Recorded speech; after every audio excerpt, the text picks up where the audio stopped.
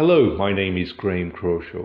Welcome to the Intercontinental Hotel in Miami and to the Institute of Supply Management Travel and Events Conference, which took place in June 2017. Here is the presentation all about CASME's best-in-class travel. The summary of a questionnaire that was completed by over 60 CASME members who collectively spend over $8 billion. Graham is CASME's Service Director with overall responsibility for the quality of more than 175 roundtables and virtual roundtables annually, as well as benchmarking activities covering a broad range of procurement categories and practices. Apart from being a procurement analyst, he's a leading CASME facilitator, traveling around the world to manage events, meeting clients, and support other facilitators. He also comes from the music background, so he's worked with the Beatles, Queen, Pink Floyd, so that makes him really interesting as well. So anyway, welcome, Graham. Good, thank you very much. Thank you very much, and I appreciate this is the last slot, so not going to keep you sort of too long today. Very appreciative of ISM to ask me to speak today. They've asked two British speakers this year. The last one was former Prime Minister David Cameron, and now you've got me. David, I understand, came with all his entourage and security. I've got my son who wanted a couple of days on the beach and a free holiday. So hey, that's the way that it goes. So I want to talk about best in class and what that looks like. And I promise this isn't an advert. It's not a commercial. I just want to set the scene as to what it is that we do and who I'm speaking on behalf of, because I'm actually speaking on behalf of our members. So this is what CASME does. We are truly global. When you look at where we run roundtable events, it's on all of these cities around the world. We build up our intelligence locally and then bring it together. As you can see, truly is a global approach that we take. We have 120 clients, and it's those that I am talking on behalf of today because they have completed quite an extensive questionnaire that's what we're going to cover. So first of all, why best in class? Why have we done this? Well, it's very straightforward. Companies that I met during the course of our roundtables say, well, we manage travel the best. We manage MRO, we manage marketing. Everyone thinks that they do it the best. And it's like, how do you politely tell someone that, you know what, you're not the best. There are others that are better. So we've developed this sort of questionnaire, and we've grouped companies depending on how they have responded. For the travel, 66 companies have responded, and a total of $8 billion of travel spend. So it gives it some credibility. What we've done as a result of asking these questions is to actually group companies into saying these are base, stable, leading, or progressive. And we plot them onto a chart, and then they can see for themselves whether they are much more advanced than others or less advanced. And one of the things that we'd like to do for everybody that's participated in this event is not only to let you have a copy of the entire questionnaire and report, but also if you want to see where your organisation fits in to the chart, we'll run that for you. We'd like to do it. Now, we've divided the questioning into 5 different categories to actually work out, well, what goes into being best in class. So you can see those there, designed deliberately to keep a full range of different aspects of procurement.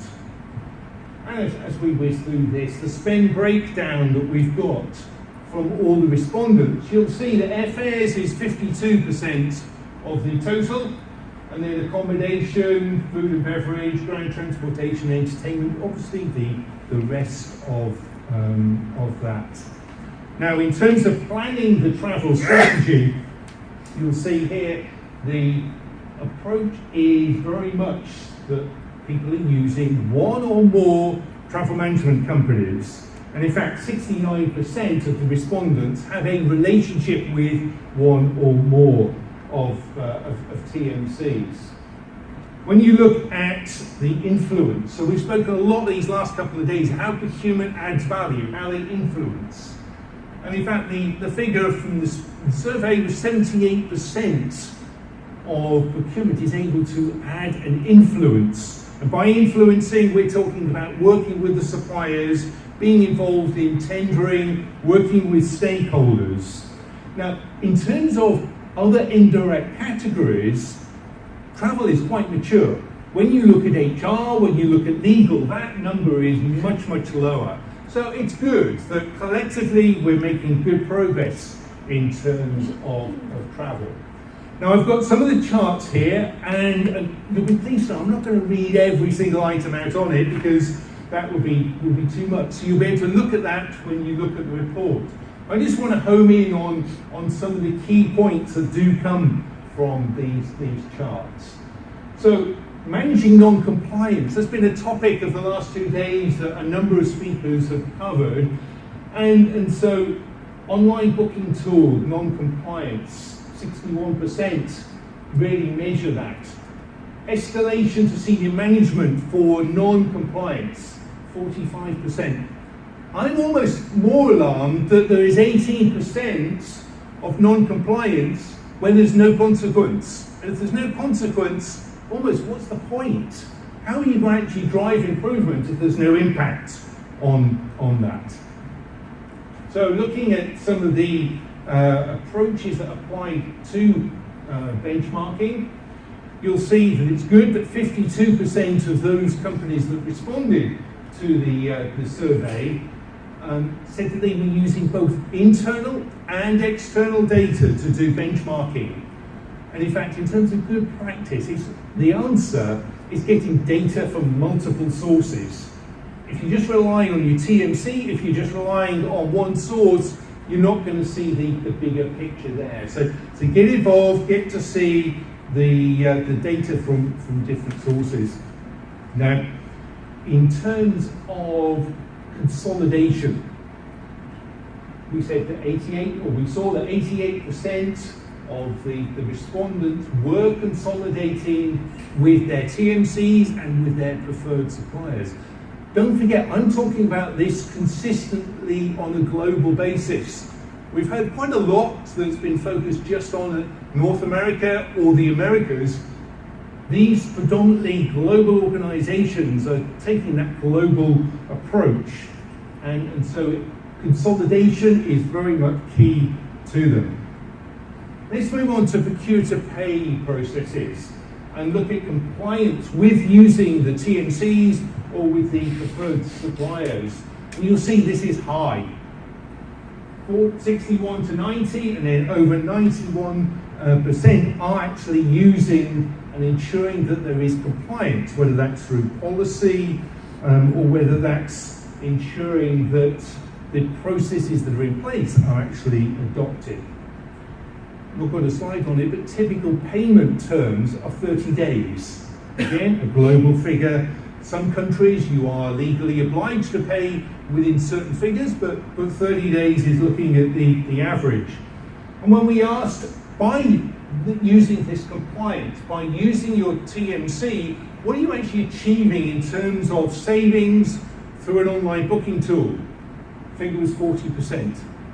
So again, giving you something to think about for those of you that perhaps aren't quite there or aren't taking this approach on a global basis.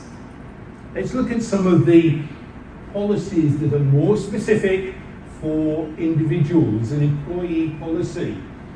So we've spoken a lot in terms of policy for air travel. What is included? So you can see on the screen here a number of the different aspects of what is included. Not surprisingly, 98% in terms of using the preferred suppliers, and 90% referring to lowest logical fare. That gets around all that sort of chopping and changing that seems to have to go on in the US. It's something I've tuned into. We just don't have that in Europe. You go from A to B, that's it. There's an airline that will take you there. There's just no pressure to split travel to save money in Europe and pretty much the same in Asia. Lowest logical airfare, definitely that is what is encouraged in terms of the policy. Separately to this, we did a questionnaire that said, when do you use coach, economy, when do you use business? And the results from our membership, it was in that bracket of 6 to 8 hours travel. Typically within the US, there were more companies that were saying domestically it needed to be coach, and typically if it's international, that can trigger to be business. But on a global basis, 6 to 8 hours, and that's a number that's very much increasing. So one to watch out on, because if you actually manage that by policy, that is the way that you're going to take cost out. It may be unpopular, and I'm not saying that there aren't the challenges there, but this is what our members have been saying that the approach that they take. Similarly, an approach in terms of travel, hotels and accommodation. So you can see the numbers there showing the highest ones, booking through a TMC, using the online booking tool, and using approved and preferred hotels. Globally, actually having arrangements and contracts in place with the hotel groups is very much an approach that most of our members are sort of taking. You'll see Airbnb is now featuring on this, but only 35%, and that's predominantly within the US. I think within Europe, the figure was significantly lower, and elsewhere in the world even lower than that. But this is some of the disruption, some of the alternatives that organisations are considering as an alternative to staying in a regular hotel. So again, some other examples of what is included within the policy. Let's move on to ground transportation and look what's included on that. So no surprise that sort of using the preferred car rental services is at 90%. I've got another slide that I'm going to follow this. The use of transport network companies. Again, very much a growth area on a global basis. 31% allow it within policy at the moment. I think if we were to repeat this questionnaire in a couple of years' time, that's something that we'll see again as significantly different. We also separately did a piece of work on the use of TNCs. Spot the deliberate mistake. It's N, not rather than N. Uber by far is in the lead of these companies, mainly because of its international approach. That you can Uber in many cities, and I must admit personally I love it. I could turn up anywhere in the world and I don't need to speak the language, I don't need to know where I am, I don't even need to know where I'm going, but a car will arrive, it'll have Graham, as the driver can say, and I'm used to hearing all sorts of different pronunciations of my name. You just get in and you go. It's billed back to my UK sterling credit card, and I get this nice email to say what journey I've done, so it's great for expenses. Lyft being predominantly US is much less, and when you then look at some of the other international players in this field, again the numbers in terms of acceptance within policy is also less. So we asked our members, why is it that you want to use these organisations? Why do you want to use the differences? And it's interesting that convenience is number one, price number two, safety number three. Now you can have a big debate, and in fact the last couple of days I've had the extremes where people have actually hated the idea of using Uber, don't consider they're safe, don't like the antics of their board management. But in terms of safety, when we've discussed this in detail, people like the fact that you know who the driver is, you know the plate of the car, you know enough details, that journey is tracked. So safety is significant. And then reporting, security, travel time, and generally a preference over rental cars. There's so many times now that actually it could be more efficient to use one of these TNCs rather than actually go to the stress of driving and taking out a rental vehicle. Having lived in Los Angeles for 4 years, I can actually drive on both sides of the road. Many people can't. So let's look at some of the SRM activities, supply relationship management activity within travel. And we've heard again this last 2 days. That's one advantage of being last. I've got plenty of people to refer to. You've got to be doing SRM activity. You've got to be looking at the performance of your suppliers. And no surprise that effort is focused predominantly on air travel. Less so, 68% focusing on their hotel program, and then also a lower percentage in terms of the ground transportation. But adopting and using the supplier relationship management is definitely one that is growing, and 90% of spend is incorporated within this program. So if you've not got one in place, it's very much something that I would encourage and recommend that you do get in place.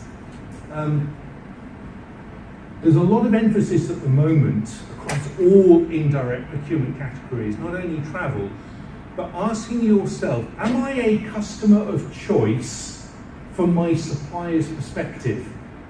And it's a really good way of looking at it. It's a different approach, a different way of sort of asking it.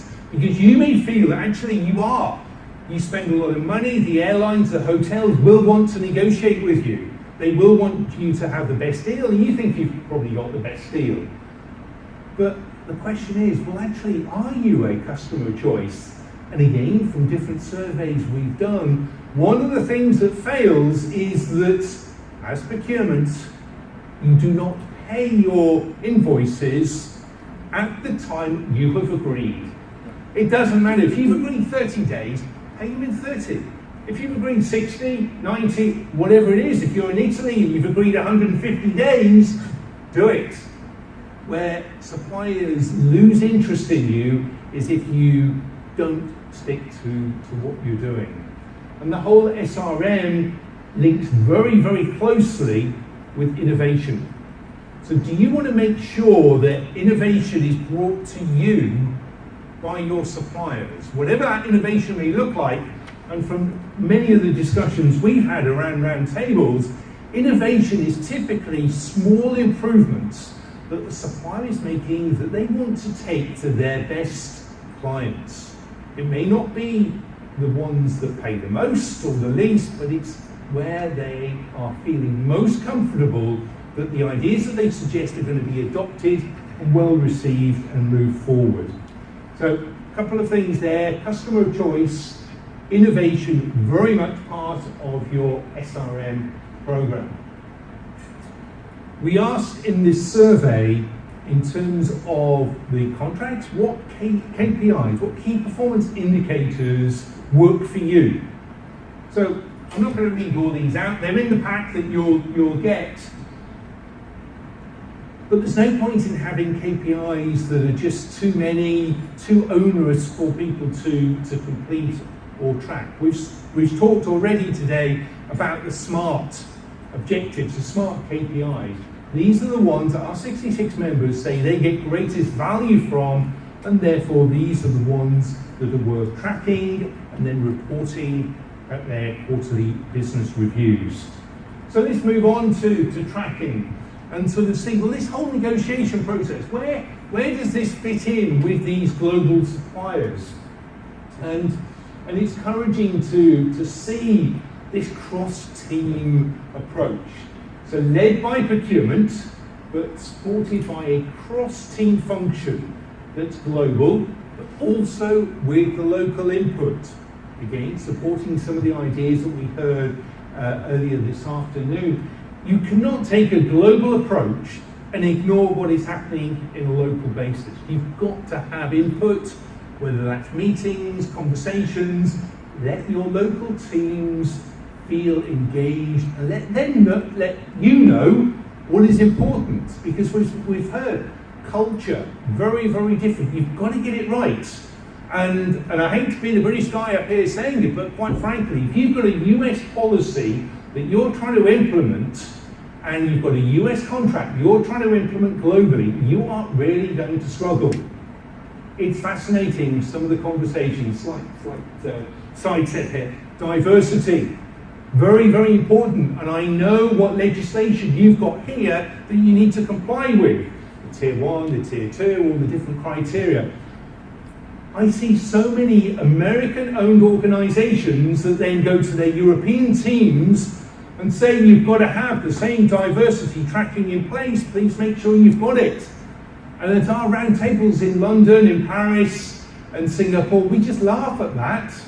There is no logical sense whatsoever in applying US diversity regulations on a global basis. The diversity, yes. But what does diversity mean on a local basis? So you need these conversations with your teams to really understand. So in Europe at the moment, there's a great emphasis on ethical trading, anti-bribery and corruption, diversity that's really looking at small businesses. So to give yourselves the greatest credibility, if you're doing a global contract, please speak to your teams in Europe, in Asia, and understand what is important to them. This was the feedback that we'd received from our members on this. Slightly interesting that the TMC contract seems to have very high reliance. So 45% of our members said that they were using their TMC standard contract. I don't know, we've heard some people refer to their lazy approach over the last couple of days.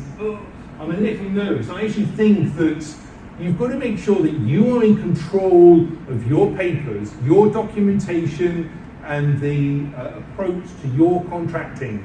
It may be complex. Involve your TMC, but just make sure that you're not just passing the buck over to them to manage it for you. Because we've also heard that if you've got multiple TMCs, different approaches, all needs to be taken into account. We asked our members, in trying to determine where their level of maturity was, sort of what does a combined partnership between procurement and the TMC aim to deliver? And we had quite a long list in the survey, but we shortened it, broken it down, and you can see the responses we've got here. So actually adherence to budget is top of the list. But also reference to the use of innovation, the SRM activities, and even sustainability. So the importance of ensuring that what you've got is sustainable. And then if we also then ask, well, what is most important in order to have from the TMC? And again, the top of the list there was the tools and technology that is going to support. Interesting that the duty of care and that traveller tracking wasn't top of the list. Again, that may be bearing in mind the fact that our responses are a truly global approach, but maybe that's just not quite as important as seen by organisations that are perhaps based in Asia, based in Singapore, and even in Europe. The sense I get, and from some of the conversations we've heard for the last 2 days, it's a very high priority and important thing in the US, maybe not quite so much elsewhere in the world. So let's keep on moving forward. Again, we asked, what are the benefits of this procurement and TMC partnership?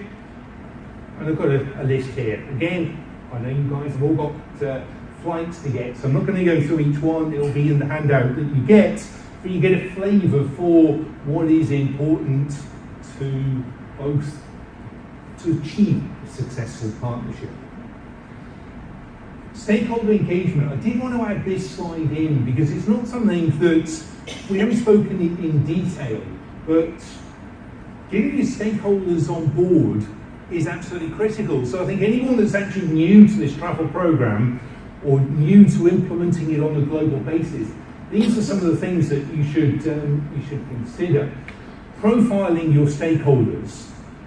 I know that probably sounds quite obvious, but there's definitely a trend for you to be actually assigning your stakeholders a category, whether it's bronze, silver, gold, just something so that you know that you've got different activities to do to different stakeholders. So your bronze stakeholders, maybe is just be having a coffee with them. Your gold stakeholders, you're going to be doing much more activity. Understand their requirements, use the terminology. I think we've heard some of those themes already today. Don't bang on about cost savings if that's just way down the list. That's not going to get their attention. So align to their business objectives. So if it is all about safety, then great, put that high on your list. The travel category is an interesting one in terms of this demonstrating sort of knowledge. And I know from conversations at our travel roundtables, we have that debate. Do you need a procurement professional that has got experience in multiple categories that then moves into travel and is on a bit of a learning curve? Or do you need that sort of 10, 15, 20 plus years of experience in travel to actually manage the category? The jury's out. I don't think it's that clear cut. I think a lot of it depends on the culture of your organisation.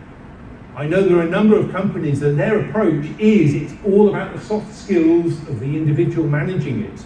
And because getting those stakeholders on board is so critical, that actually get the soft skills right, get the person responsible with enough knowledge about procurement, and then you're good to go. You may not need the 10 plus years of experience in travel management procurement.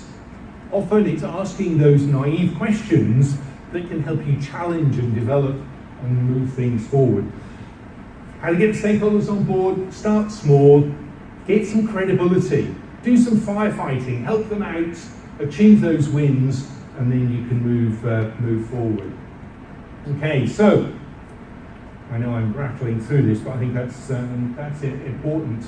Use your corporate internet, emails, newsletters. Those are the two that are in the 90% plus in terms of how you communicate the travel policy. You'll see some of the others. Printed materials, 15. Shouldn't be surprised at that. So if you're actually working out how to get this message across, then make sure you're using your corporate internet or you're using emails or newsletters to get that information. I'm surprised social media isn't a bigger number in that equation. And I would say that, again, remember our findings here are global. I think I would agree if this was a US-centric, probably less so European, but when you come to Asia, it's very much seen as a personal tool. It's not so much the business. I think the use of social media within a business environment, way mature in the US, less so in Europe.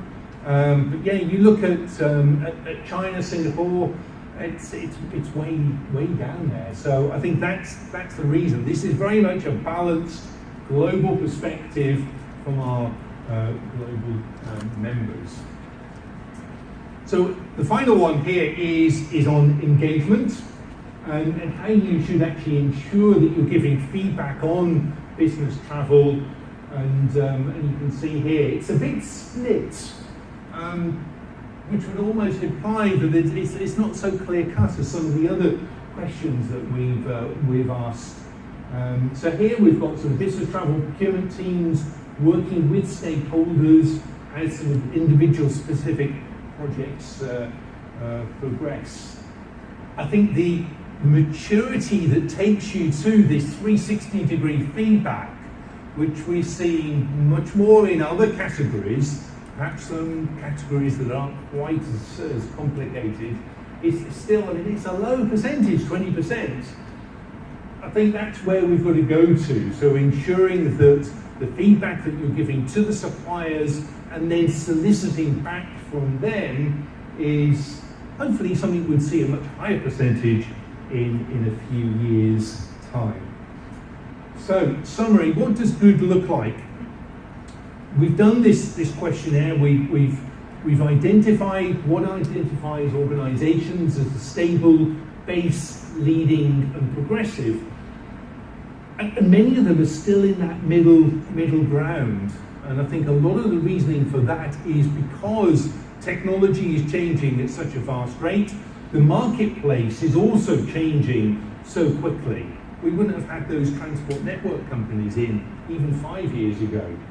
So in terms of what good looks like, clearly travel is one of the highest outsourced categories. So at Casmi, we're very much looking at all indirect procurement.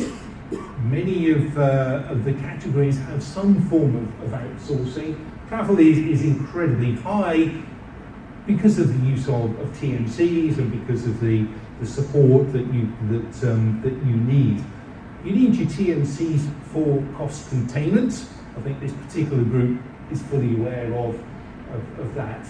And here's the sort of the characteristics of what leading procurement functions are looking like. I want to emphasize, this isn't me stood here telling you what I think. This is the findings that we have seen from this survey that we've completed. The results were in April 2017, so it's very current.